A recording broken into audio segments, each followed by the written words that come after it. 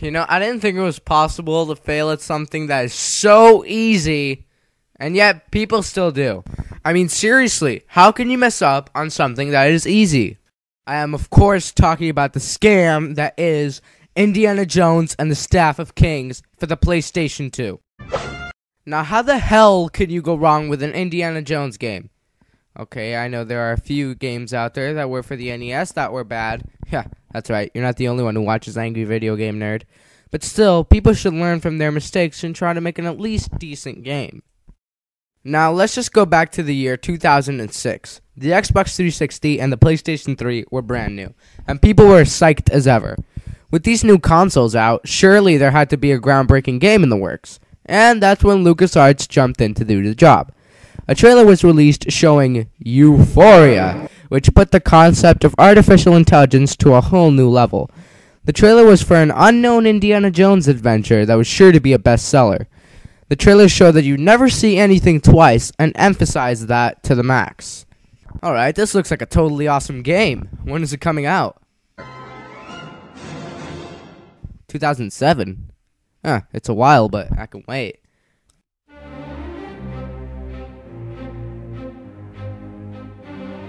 Now, I didn't have an Xbox 360 at the time, so the game didn't really matter to me, but I was still interested. Well, the new year came, 2007 went away really fast, and there wasn't even a whisper about a new indie game throughout the entire year. What the hell happened? Well, as time passed by, I, and I believe others as well, forgot more and more about the game, and it turned out to be one of those great ideas that can never be fulfilled. Well, the year 2009 came, and I forgot all about the new Indiana Jones game, and the only good game, and the newest, was The Emperor's Tomb. One day I decided to mosey along to LucasArts.com, and what did I find? The new Indiana Jones game had resurfaced, with a title this time called The Staff of Kings. I said to myself, whoa, alright, this one's for PS2. This is such an awesome game, I can't wait to get it. Man, did I feel sorry I did. Alright, once I got to the main menu, the graphics look good-ish.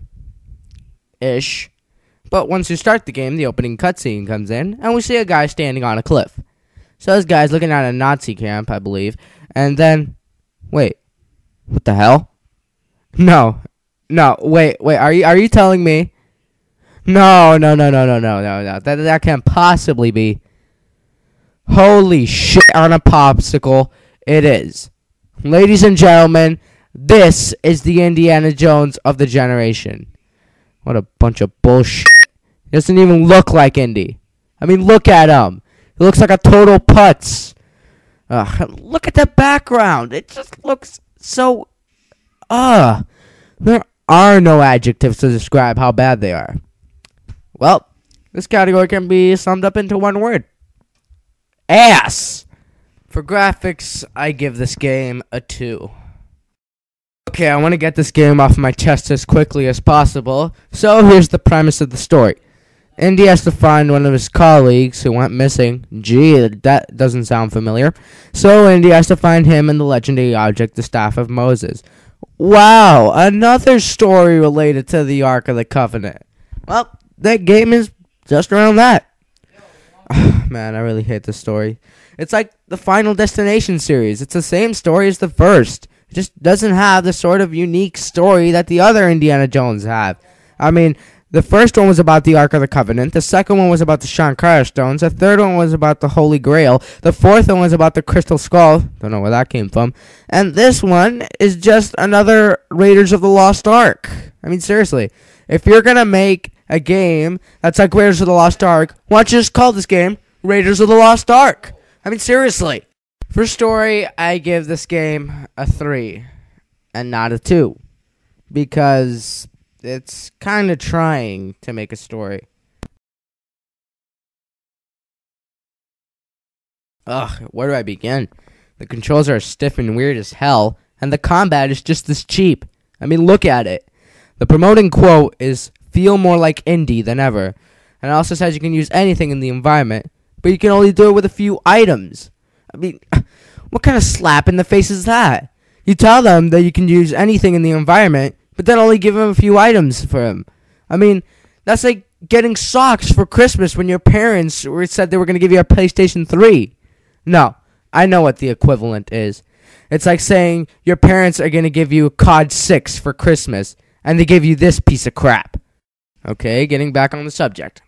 Look at the way he grabs people with his whip. It's just so awkward. What's even more ridiculous is you just can't take out your gun and shoot people like in Emperor's Tomb. No, you have to wait until it's a whole shooting scene. Then you get this weird shooting reticule that sucks ass. You would think that the reticule would turn red when you're highlighting the enemy, but it turns green. What? Shouldn't green be for, like, friends if they're caught in the crossfire or when you're highlighting over nothing? Another thing that really blows my top is the whole cable car fight. Now, if you could have fought people on top of the cable car and be throwing them off, I would give this game a few more points. But seeing as how it's only the stupid shooting thing, I'm going to have to give gameplay a 2.5.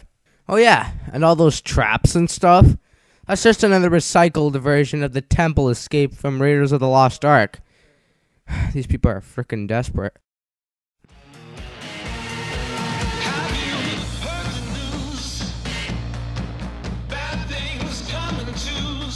There are no little things in this game.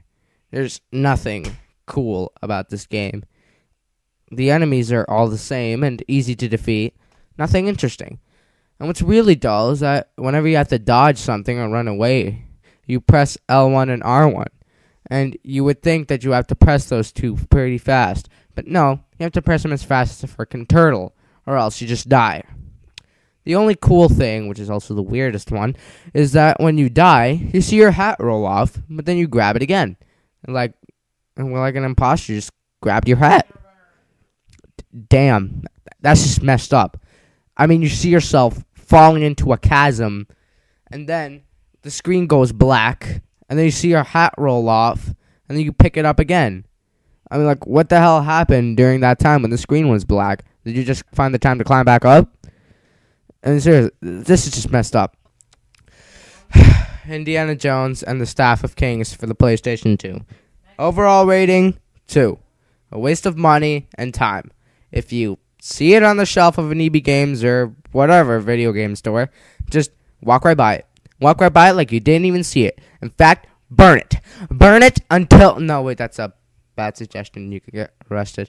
No, here's a better idea. Stick to Emperor's Tomb. Go into your EB Games or whatever the hell your video game store is and ask them, excuse me, do you have the game Indiana Jones and the Emperor's Tomb for the PlayStation 2 for sale here? And just buy that game, and it's good. It's a really good game. I might be reviewing it one day, and we'll just get into the details on that. But furthermore, Indiana Jones and the Staff of Kings sucks ass. Do not buy it.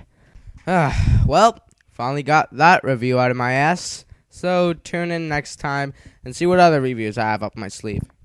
Just gotta get something over here. Yeah, let's see Indiana Jones get out of this one.